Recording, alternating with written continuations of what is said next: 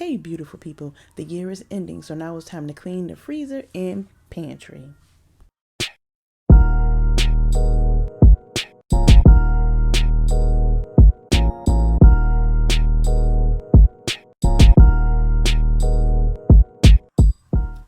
So what you have here is the turkey back that I removed from my holiday turkey. I had frozen. I didn't want to keep it in my freezer, carrying it on to the new year. And so I added it to my stock pot with onions and vegetable broth. I have some videos out on how I make that.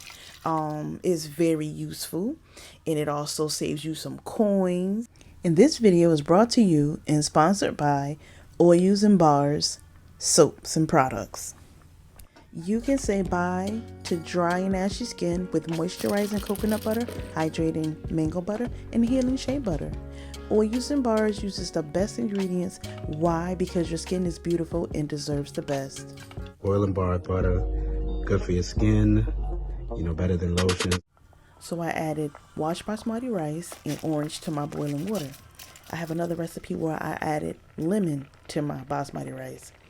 And if you do this, comment below. I love to hear to see if other people make their rice like this. So while my rice was cooking, I added some tomato paste to my turkey. It just felt right. Now, I normally don't eat beans, but I had like 3 half bags of different beans.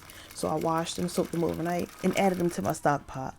And now my orange basmati rice is done, along with my turkey back and mixed beans.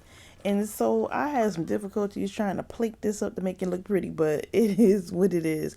However, the food was bomb. If you enjoy watching my content, please comment, like, and follow, and God bless.